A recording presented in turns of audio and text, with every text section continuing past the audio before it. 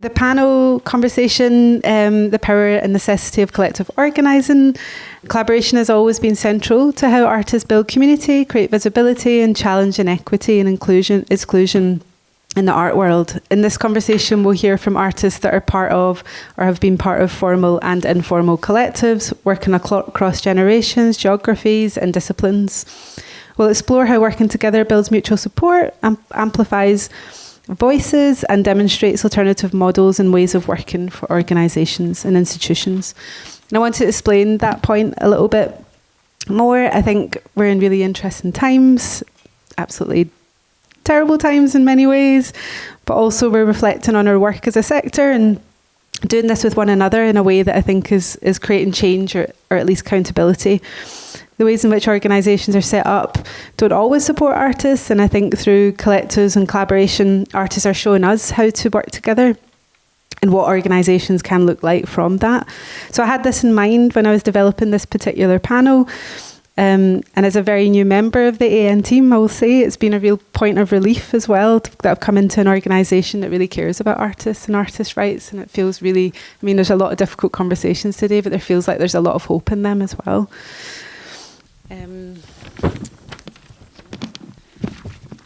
So I'm pleased to welcome a fantastic panel of speakers for this session: Marlene Smith, Alberta Whittle, Thomas Wells, and Sufea Mohamad Noor. So thank you all for being here today. We're going to start much the same way as the last panel. Everybody's going to talk a little bit about their practice and the practice, I suppose, in relation to the topic of the conversation as well. And so we'll just start with Marlene. First of all, thank you for inviting me to speak. It's a real privilege to be in a room full of artists. I realised when I was eating with you all yesterday that I just don't do this often enough. So in order to talk a bit about my practice and who I am and where I'm from, I really wanted to kind of take you back to the 1980s, or some of you will not have been around in the 1980s, but I was born in Birmingham. My parents are or were from Jamaica, and I went to a grammar school.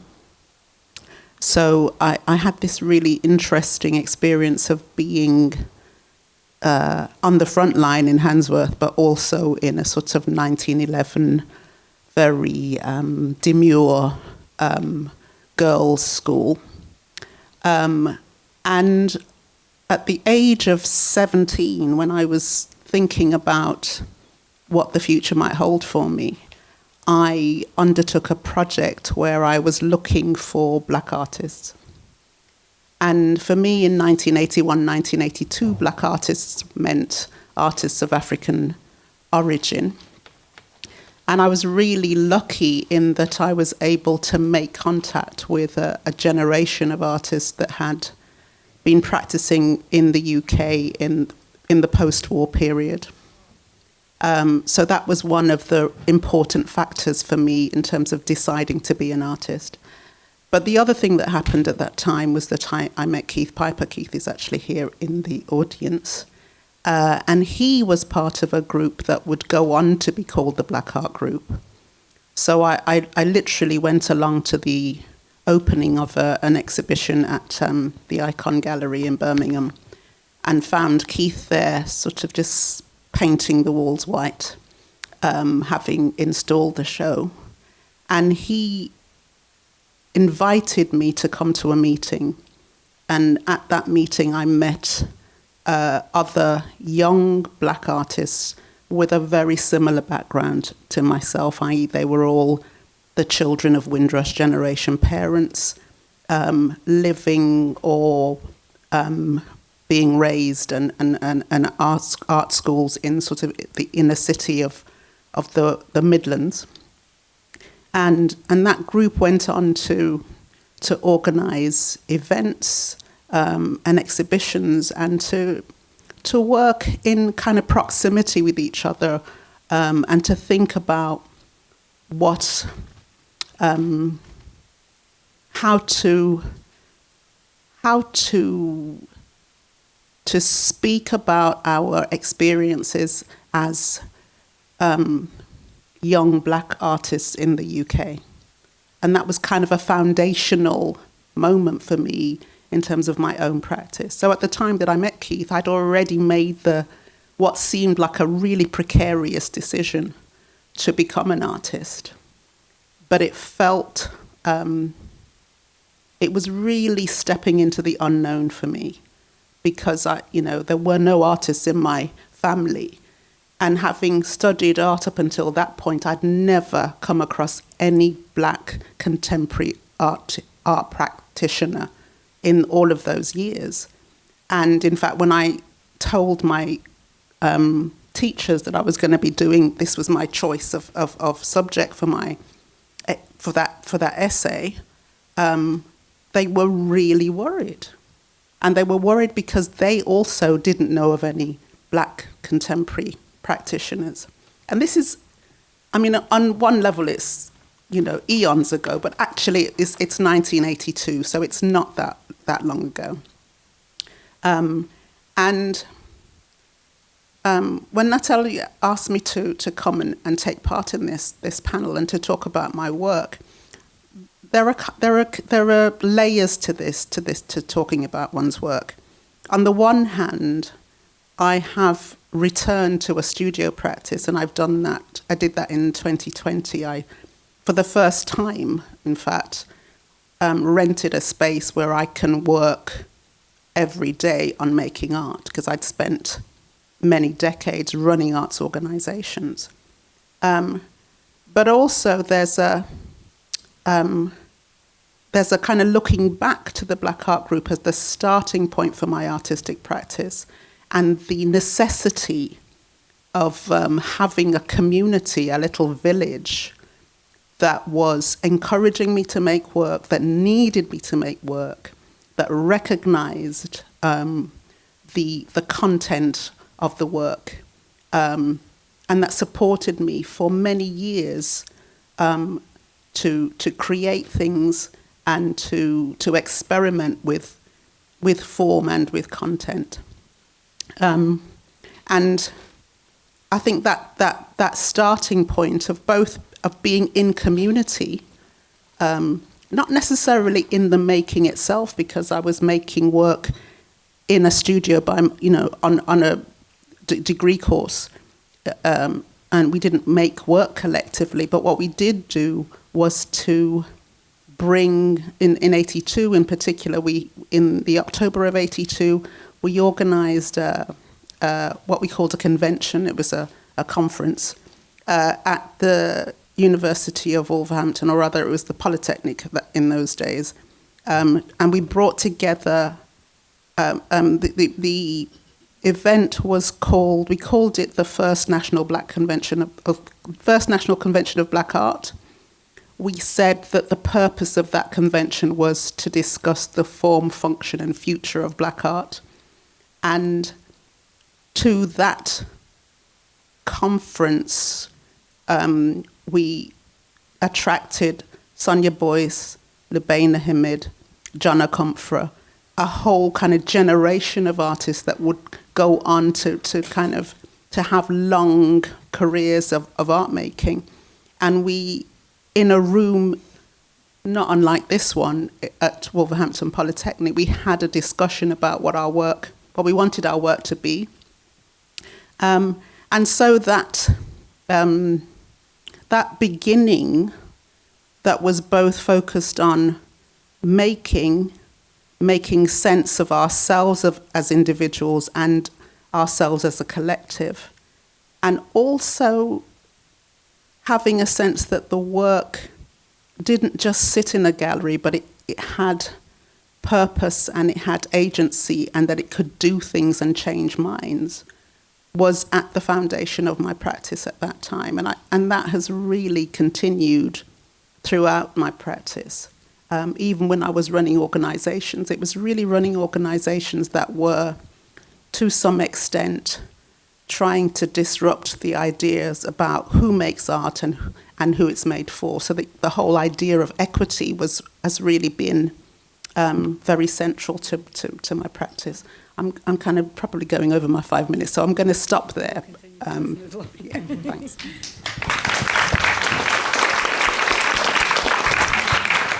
Thank you, Marlene. Alberta. Marlene, that was just incredible. I could have kept on listening to you for hours, really for hours. I'd also like to thank Natalia and everyone from the AN. It's really wonderful to be here.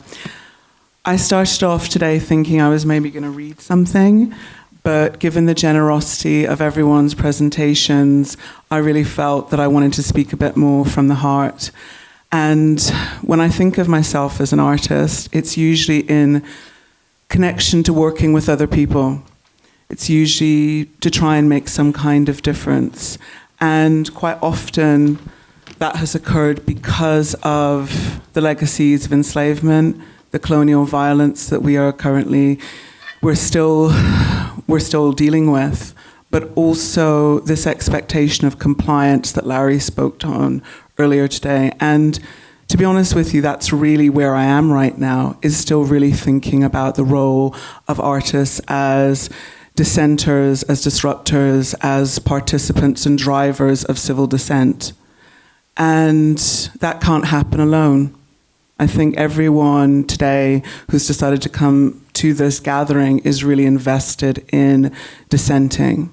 And I would say so much of my practice has really been founded in that idea of trying to find new ways to do that.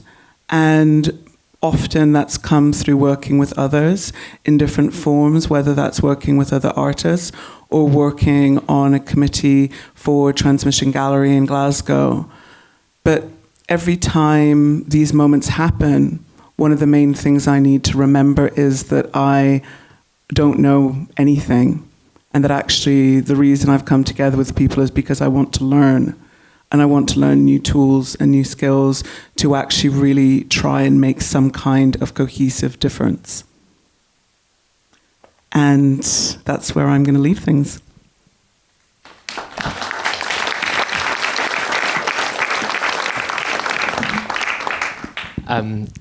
Thank you.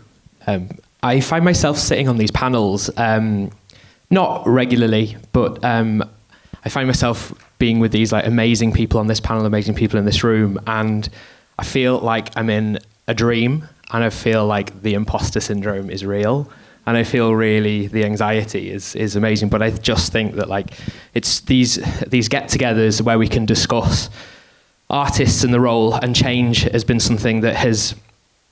I'm going to do the same. I had a script, but I'm going to follow on. I'm going to, but maybe not be as articulate. And I have to think about where that came from. And I think education in the last panel was really something that we grounded in. And I have to think back to what were those foundational learnings that I had. And they very much were placed at Art College in Glasgow School of Art in the SEA department, that was all about getting out of the gallery and getting out of the classroom of which that I'd been kind of, been in all through like formal education. And actually like learning for yourself and disrupting for yourself and challenging what you'd had been told and taught. And that's where I found myself being drawn to Belfast, which is where I've been based for the past kind of 8 years, embedded in collective practice, both with grassroots organisations like Catalyst Arts, and most currently with Array Collective, who never set out to become a formal collective or a formal arts collective in any way. We banded together a group of 11 independent artists to challenge what the state of Northern Ireland was telling us that we had to be, or what we weren't allowed to be. That came an entry point where I think the focus on Northern Ireland became a lot more pronounced in the wake of Brexit. But also in 2021 with the 100-year centenary of the partition of Ireland. And I think for a lot of people, maybe in this room, there was an added, or there was an education and understanding even where Northern Ireland was within the makeup of these islands that we all inhabit. At that point as well, there were two pieces of legislative change that were being pushed through. These weren't necessarily things that we thought that These are things that we felt that we should campaign against. These were things that weren't being afforded, rights that weren't being afforded to us as artists. They were safe and legal access to abortion in Northern Ireland, and also the extension of the Marriage Equality Act. Just to put that into perspective, there were friends who were married in England that were born in Northern Ireland that when they returned weren't legally married.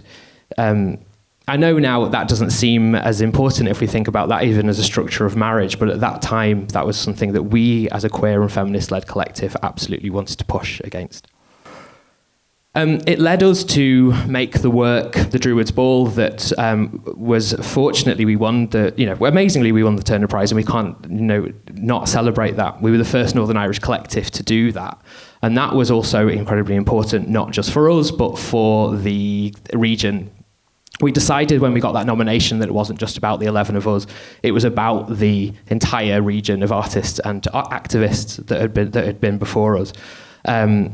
The image on the screen is from the Druids Ball performance that we ended up taking to Galway.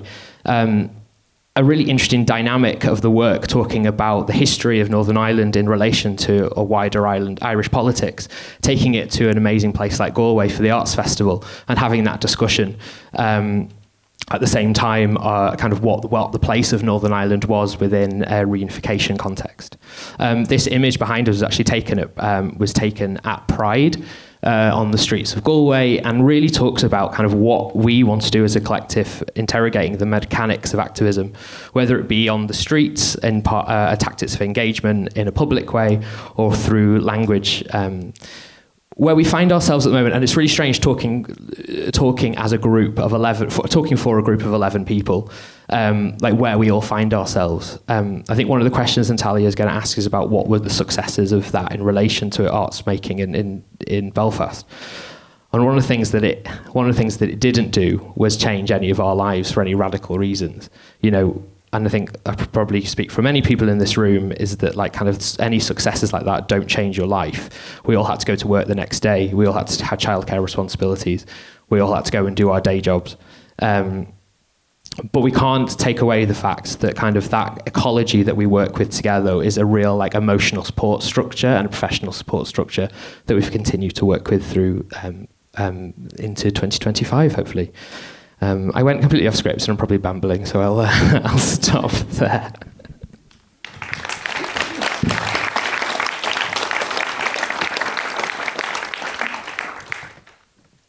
Hi everyone, I'm Sufea. What an honour it is to be asked to be on the panel. Thank you so much for asking me. And I was also going to say it's been so lovely to be here today, to be in conversation with other artists who share my values and the things that I find important. So thank you, Ayan, for bringing us all together here today. So a little bit about myself. I like being in conversations with people, and I like learning about my peers. So naturally, I have a tendency to form collectives and networks. In other words, I just see myself like Angela from The Office. I'm the head of the, party planning committee. I just like organising things and bringing people and telling them they need to have fun and connect with each other. And also, if you know me, you'll know that I have my many fingers in many pies. I'm in many collectives. But today I'm here to talk about the Liverpool East and South East Asian Network. The short form I have to emphasise is LESEAN, not LeSean, which we have been called before. So LESEAN, in 2020, I set up LESEAN after several months of checking in on my fellow EC artists during the pandemic. This was because, it was a time when hate crime towards EC folks were at its highest. In America, they had Stop Asian Hate, but that just did not exist here in the UK. I can honestly tell you with my hands on my heart that, a lot of organizations were releasing statements of solidarity and anti-racist manifestos, and I was in these spaces talking with EDI practitioners But whenever I brought up Stop Asian Hate, a lot of them didn't even realise it was happening. A few years ago, I was also on a panel when I talked about my experience, and another artist of colour turned around and said, "Oh, didn't even know that was going on." So because of that, I set up Leasing, because there was just nothing in the city for artists who are of EC heritage. And that was just mind-boggling for me, because Liverpool has such a massive EC population. We have the oldest Chinatown in Europe, but there was nothing for EC artists during the pandemic. So yeah, I'll just leave it at there. But yeah, I'll just say a little bit about this picture. As I said, I'm Angela, but something that I like more than parties are picnics. So this is my annual summer picnic, where myself and a group of other EC artists would go to Rimrose Valley, where we would sit amongst the wildflower, and just have lots of Asian snacks. We bought our batik and laid it all out, sat down, drew flowers, had a lot of snacks, drank a lot of tea, and just had a very wholesome time. So yeah, I'll leave it at that. Thank you. Thank you.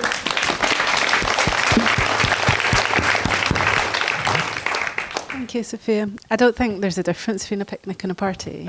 It's a party too. Thank you, everybody. Marlene, I'm going to start asking you a question. Unsurprisingly, the Black Art Groups, it was kind of a big inspiration for the conversation and for thinking about collectives and how we work together in collaboration. So it was inspiring. It was a big inspiration for the programme. So I was really interested to think about the objectives behind forming the collective in the late 70s to the early 80s, and whether those objectives were met, and ultimately if artists require collectiveness in the same way now. So I was wondering if you could tell us a little bit behind the intentions of the Black Art Group at that point, how you worked together as a collective, what worked well. Yeah, I think so. The Black Art Group, I think, falls into the category of an informal collective. I'm not even sure if the word collective is the right word to use for the group. But it was set up in 1979. And what happened in 79 was that Keith Piper and Eddie Chambers happened to be on a foundation course in Coventry. We don't have foundation courses anymore, unfortunately. It's one of the things that has kind of died in terms of art education in this country. And so I think Eddie had already been thinking about putting a group of young black creatives together, and a discussion had been underway about organising an exhibition. And the first exhibition that was organised happened in Wolverhampton Art Gallery in 1981. And even though I was only a few miles down the road in Birmingham, I had no idea that this had taken place. But the objectives, or the kind of manifesto of what was at that time Wolverhampton Young Black Artists, not a very sexy name, was really around a sort of Pan-Africanist idea about recognising ourselves as part of a dispersion of African people, and wanting to kind of focus in on that in terms of the membership of the group and also the stories that the group was going to be telling. So we didn't have a sort of 12-point plan in terms of our objectives, but those were the kind of founding ideas around that group of young artists. By the time I joined in 82, there'd been maybe 2 or 3 exhibitions, and by the time the group stopped working together in 84, I think there were, by that point, 11 exhibitions altogether. 2 national conferences and a number of other events where we were talking to ourselves and other practitioners. I've already said in my opening remarks that the Black Art Group was foundational for me because it was my first real entry into community with other artists from a similar background to myself. And it was also, I think if you kind of looked, we're kind of taking the long view back on the Black Art Group now when we can see how the members of that group worked together, but also how each of those members has worked with other people and organized or been involved in education or run organizations, run other groups. So also, I think it's important just for clarity to say that the way that we operated, I mean, Eddie Chambers was our chairman. We actually used the word chairman. We also used to call each other kind of comrade, as well as Idrin. So there was kind of this play on sort of looking back to the ways that particularly black folks had organized around different struggles. So the Black Art movement in the US had taken place really 10 years before us. And some of the literature that was available to us, and there was no Google in 1982, you couldn't Google shit. And you couldn't, if we wanted to talk to each other, we had to write things on pieces of paper and put them in envelopes and put stamps on and all that kind of stuff. So circulating information and learning from each other was a really slow process. And so bringing people together as we are today in rooms to have conversations was absolutely central to what we were doing. So all of that was very necessary. It was absolutely necessary for me as a practitioner at that point, and I think for the other members of the group. And when I speak to young practitioners now, I'm not teaching in any particular institution, but I do go into institutions to speak with young practitioners, not just the black ones, not just the people of color, but generally to young artists. And one of the things that I do say to them ad nauseum is that, having that community, having those peers to be in conversation with, to challenge you, to support you, to kind of share, is a really, I don't really understand how it's possible to operate as an artist, to continue to make work, and to grow as an artist if you don't do that. So I can't think of anybody that I know that's working today that isn't doing that to some extent, or certainly nobody that's making any work that's worth looking at. So I think that is. So I think it was important then, and I don't really think that that's changed. I think what maybe does change is the ways that we go about doing that. And so again, sometimes I think Keith and I get kind of invited to tell people how they should organize themselves, and we don't really want to do that. And neither do I want to kind of paint this kind of rosy picture of what collectivism was like in the 1980s, because, working collaboratively is a really slow process. It's hard. If you're doing it correctly, you're going to have really difficult conversations. People are going to want to do stuff that you don't want to do. So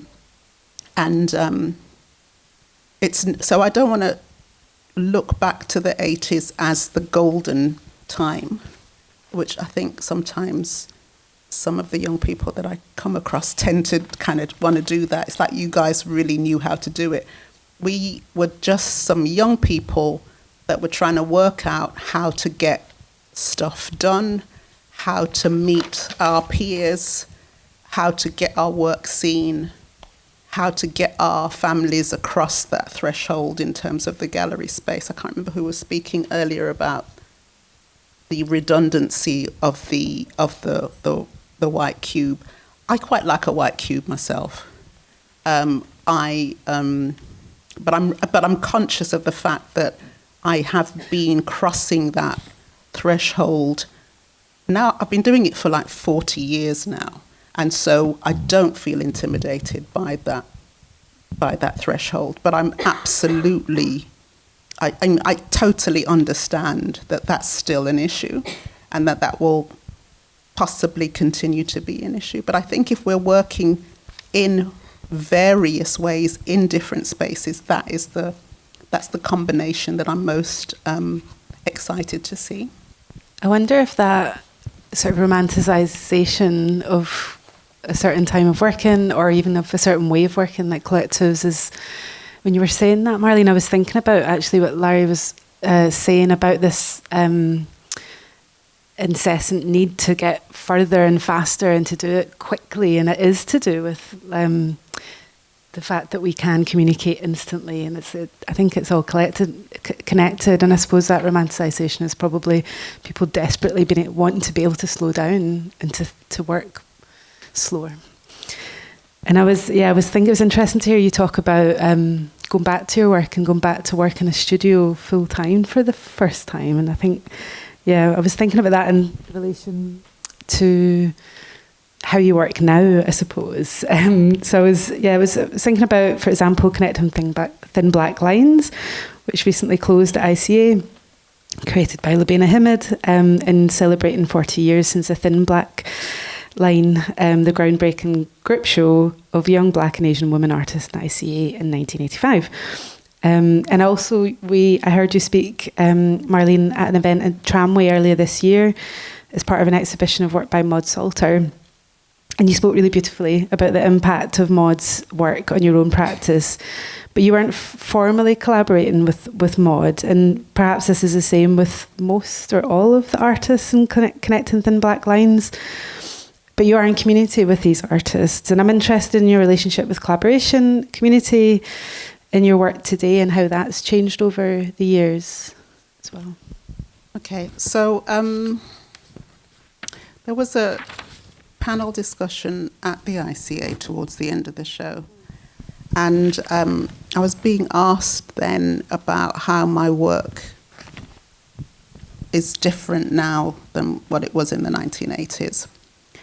And I guess I feel as though, I am the same person, but I am a kind of more mature and a bit more doddering kind of version of the person that I was.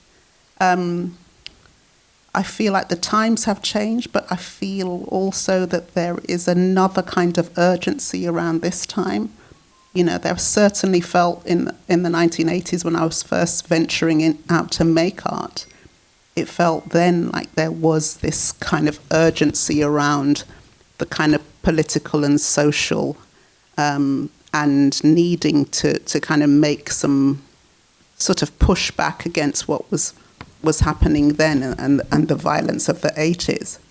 And it feels like there's a new kind of violence in 2025, which is, I have to say, that at times that feels very overwhelming. It feels quite depressing.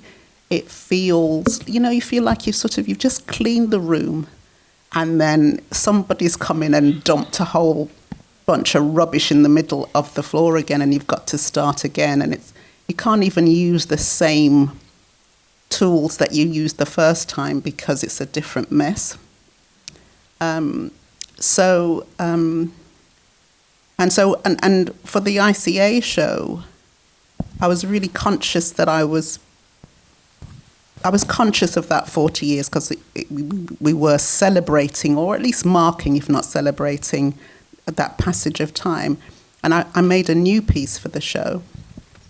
And the piece was a cutout and it sort of echoed back to the work that I showed at the beginning of this presentation, which I'd made in 1985. So that was also a cutout.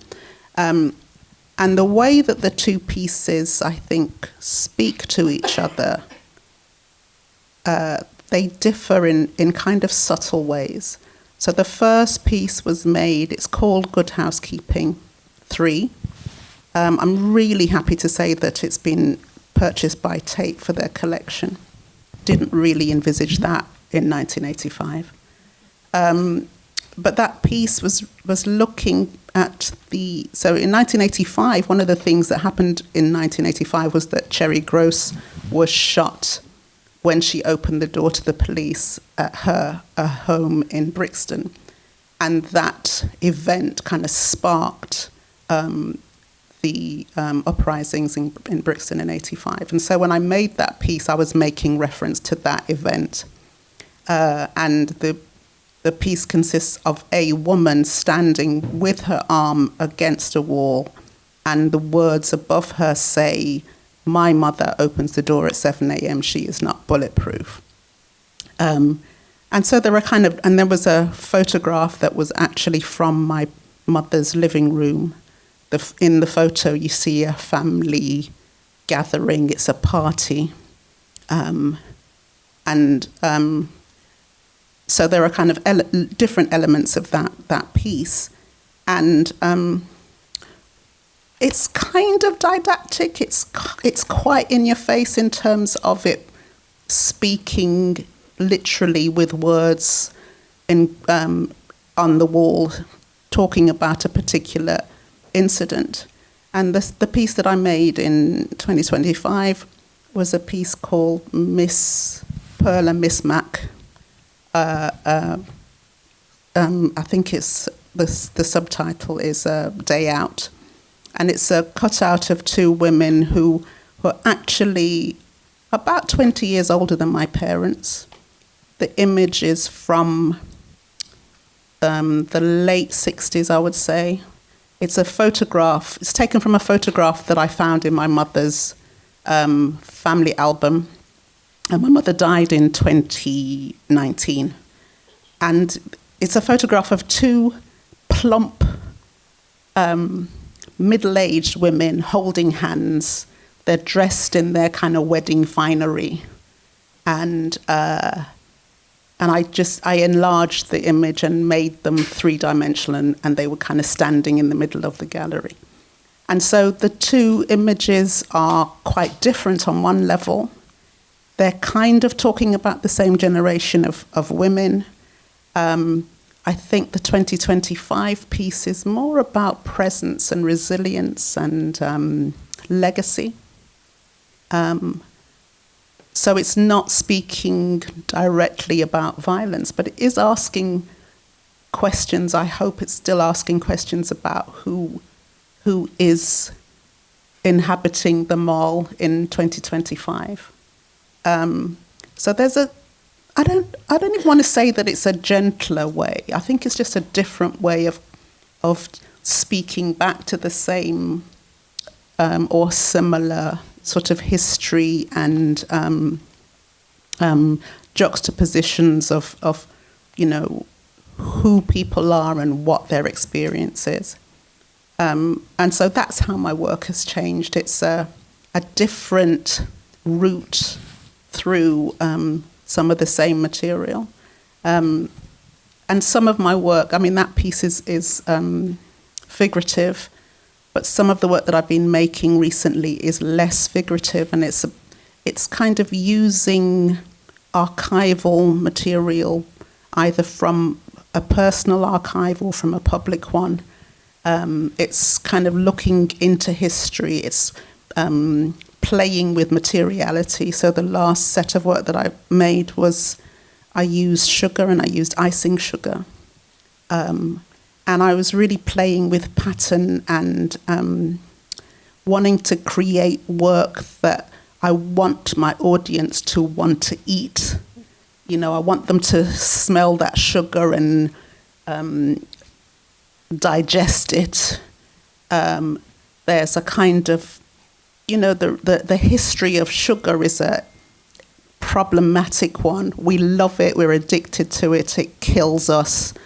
The way that it's been, the way that it was manufactured and distributed, there's a violence to that history, and there's a violence to the way that it still affects us. And so I wanted to kind of have a conversation about all of those things.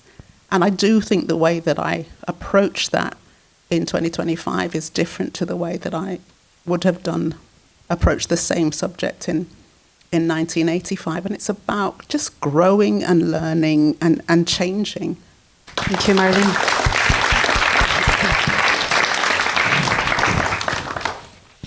Alberta, when I was bringing together this panel and started thinking about collectives in quite a formal way, but you kept coming to my mind. And it was through your practice that I began to think about collaboration as a sister to collectives, or collaboration, so a certain kind of formalised collaboration, but just as important. And I've always been really inspired by how you work with people in ways that I'm sure supports the development of your own work, but also really clearly supports the development of other artists' practice. And you've built community in such an impactful way in Glasgow and across the world, obviously. And I've always seen how this goes far beyond your work, really loving and caring for people at the core of it. And I was wondering if you could talk a bit about what collaboration is to you, and perhaps in quite a practical sense, how you make work with people. And I'm thinking about the sort of formal collaborations like with Farida and Dean Hutton, but also, I don't know if it's less formal, but in the sort of recent films with Melly Brims, Sakai Machacha, Matthew Arthur Williams, etc. But also thinking about your mum as well. I was thinking about your mum being in exhibitions and the presence of her there. And also, as you mentioned, things like transmission as well.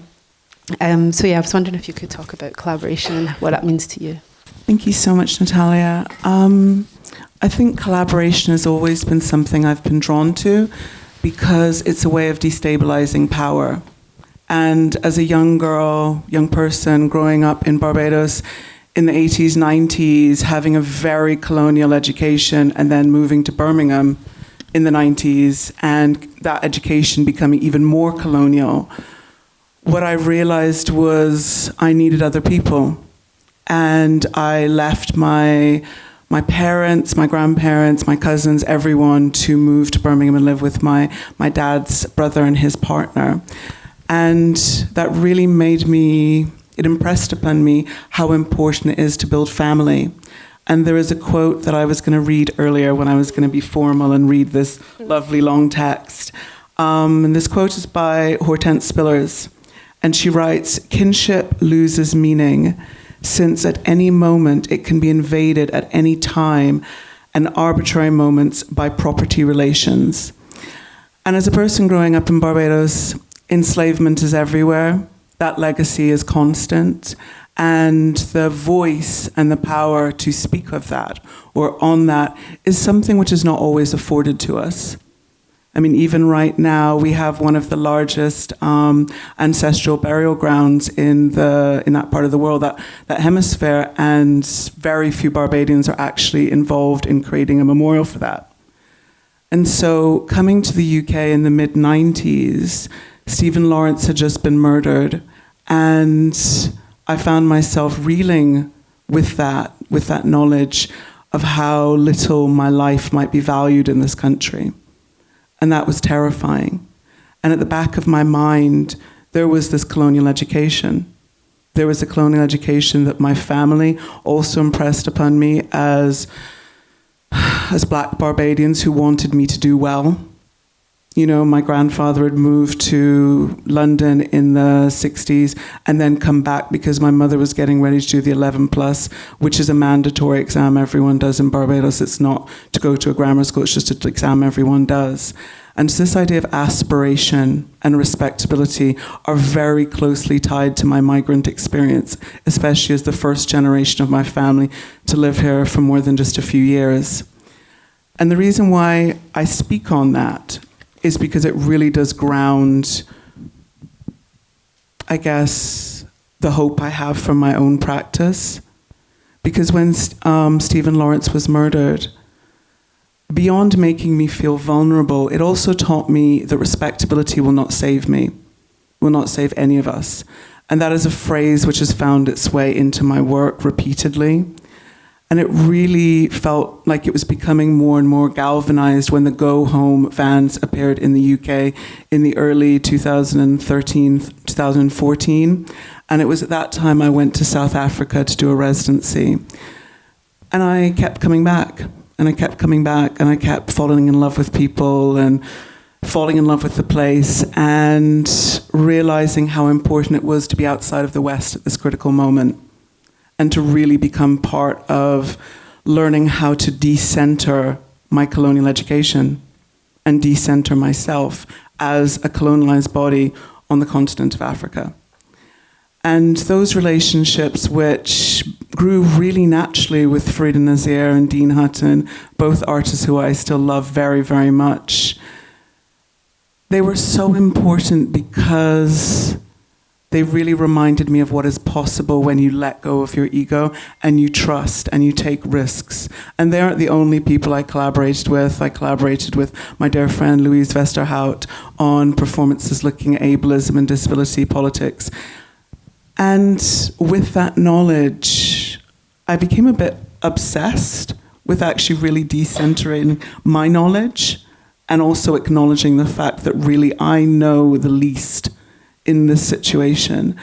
And I became addicted to it because it made me really realize that this is so important if I want to be agile, if I want to be light. And there's something which you spoke about in terms of the Black artist movement, which is around, thinking we have the strategies, we have the tools to move forward.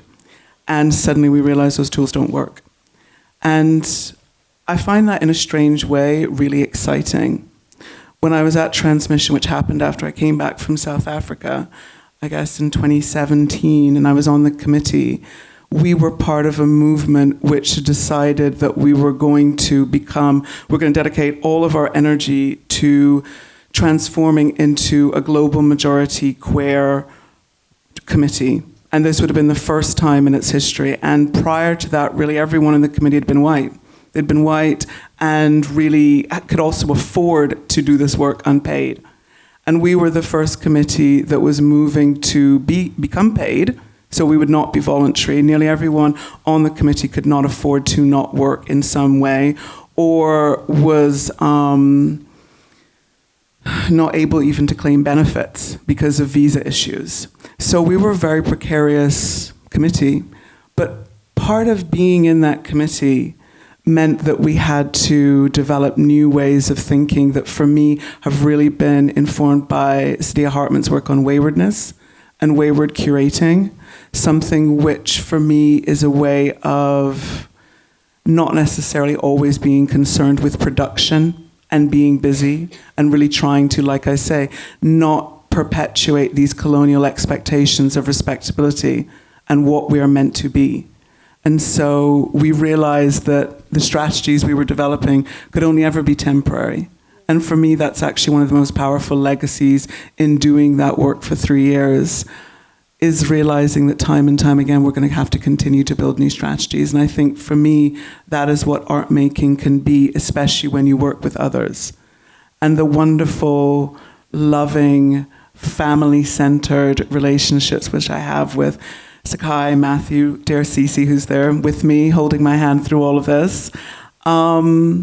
These are opportunities for me really to sometimes acknowledge my own privilege as a light-skinned woman, acknowledge the privilege of having a small amount of financial security now, which I haven't always had, and also really kind of create an informal archive sometimes of knowledge, which I think my films really try and do. At the end of every film, I try and acknowledge all of the conversations that have gone into that work, because it's the conversations which really create the work. And that can be a conversation with an elder at a bus stop about seasons and flowers, or it can be my mother insisting I say good morning and good afternoon to every person I meet on the street. And I think, I'm just very, very grateful that the work is still possible and to be part of this conversation. I think, I'm forever learning because of these people who are in my life as my accomplices. And the reason why I call them accomplices is because it's an acknowledgement that we are living in times of fugitivity and that not one person has the answers.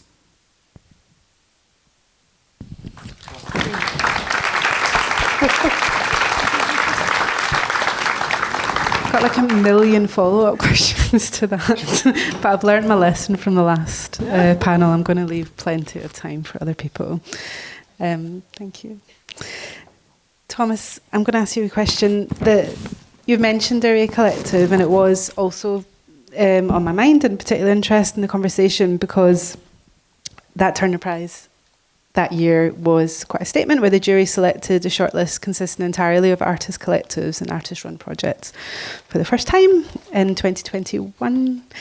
And you were also, as you said, the first Northern Irish winner of the award. So I'm quite curious about that. In the context of collectives, I wondered how important collectives were outside of London. I guess I was thinking about the idea of working together and collaboration as being a way of amplifying voices, supporting one another, finding ways to work together.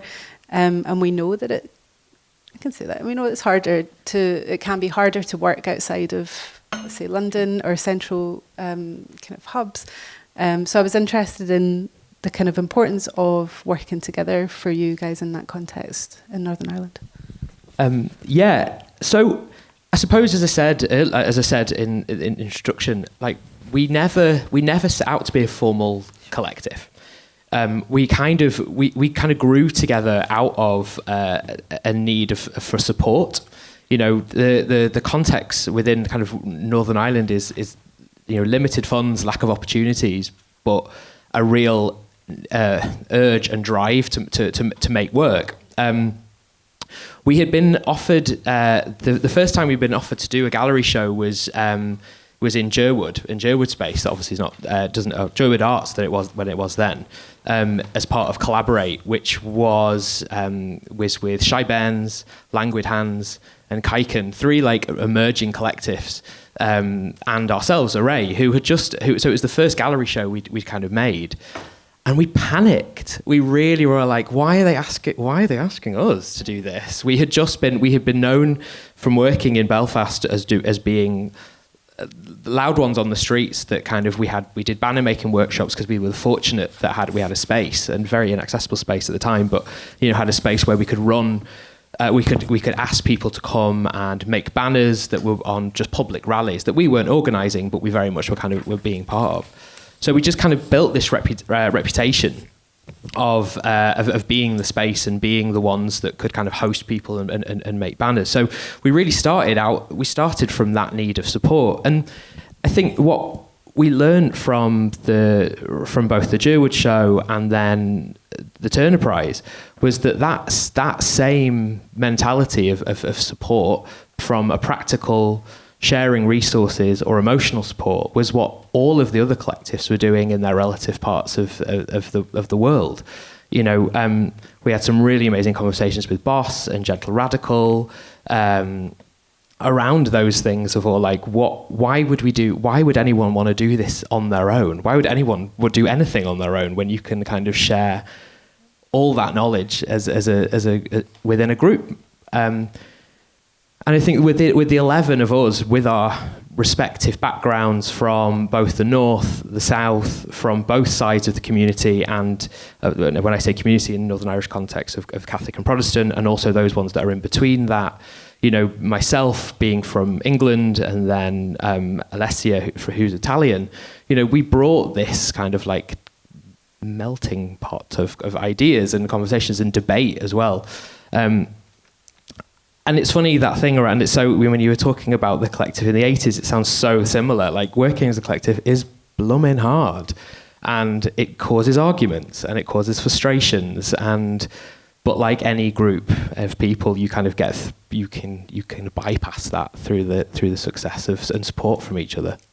Thank you. I was actually going to say, could we circle back to what you kind of like hinted at, this idea of the challenges, like, and maybe in the past I think you've spoke to, we were in Belfast through Ian last year, and we met, and I'm sure you were talking about, I guess, challenges that came very directly from winning the Turner, and I wonder, and I guess to not romanticise the work, collaboration and working together. I'm interested. What were those challenges, and absolutely, how did you get through them? I mean, none of us ever want to seem ungrateful for Turner. It was an amazing opportunity, and what that has allowed us to go and do and to be part of is incredible. In a million years, we would never have dreamed that. And like, it's so quickly also nearly never happened. The call that we got from Turner about being nominated was nearly missed. There were 2 follow-up calls from the jurors being like, do you want to be part of this? And that was because, and this is something for any emerging arts organisation or collective, is make sure that you have the right email and the right phone number on your website. Because apparently they had to go through Emma Campbell to try and find this, and she completed it, and it was in a mass of voicemails. So it very nearly didn't happen. It very nearly didn't be on this panel. But I forgot your question. Challenges. What the challenges? But so without sounding ungrateful, we did. But what didn't happen or what didn't change is we still work in a very precarious, unsustainable ecology in Belfast. A former director of a gallery did say at the time an amazing thing around, it's really shone a spotlight on Northern Ireland and Northern Irish art practice, and it really shone a spotlight. But 6 months later, that spotlight had disappeared, and I think that, and there are many reasons for that. One is the fact that there is no money, and we have an arts council that try their darndest, but fail because of structural politics with Westminster. We have a government that for 3 years didn't sit. And I think a lot of people forget about that. There were no policymakers, there was no money coming through. And that trickle-down effect from Stormont is still very weak. And then you have a complete devaluing of the arts in Northern Ireland. We have, There's no place to recognise its value, especially with visual arts, even though we have a huge economy for TV and film, an amazing dance scene, and an amazing music scene. My God, I mean, regardless of your politics, what is coming out of Northern Ireland at the moment is that there's such a spotlight on it. Yet that doesn't seem to kind of come down in terms of funding from a visual arts perspective. So there are real challenges and they're really practical, boring. But it means that it's really, really hard to make work. We all went the day after we won the Turner Prize. We were cradling hangovers, but we all went back to work. We all went back to childcare duties. We all went back to the realities of life. And that's hard. That's really hard. But, we hope that, what we have done, and as I said in that introduction, is the Turner Prize and all of that work was for the whole of Northern Ireland. We tried to involve as many people as we could, and we continue to do that through our programming. Through the studios, we've managed to secure a new building. So the collective now has a new home, which is accessible. We've got a 10-year lease, which in Belfast is unheard of. I don't know if that's like that around the rest of the UK. Those stairs in the last building were horrendous. If anyone, Julie, you came, it was grim. We had some actually come in and go, oh my God, it's really exciting. It's like being in a squat. And we were like, that's not a good thing, babes. It was a nightmare, but we've got the new building, it's accessible, it's beautiful. It's in a very tricky part of the city that is run by an actual terrorist organisation called the UVF, even though they're allowed to brandish flags around the place. So there's even more challenges that we face in the future, like having to work in Belfast. But I think the shared optimism of the collective is one that will hopefully pull us through. Thank you. Sufea. Yeah.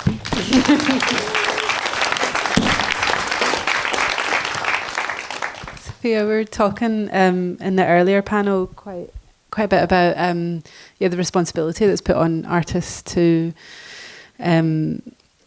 advise organisations, but also, I suppose, to take care of one another, to do a lot of that sort of care work around making sure that people are well to work. And I was thinking about that a lot in relation to your practice. So I've got a couple of questions, but I was interested in why collaboration, why collectives is important to you in your work, and if that feels a part of your work, if it's an important kind of core part of your work, or if it is sort of work around your work, I suppose. I guess first and foremost, I never really label my work as care.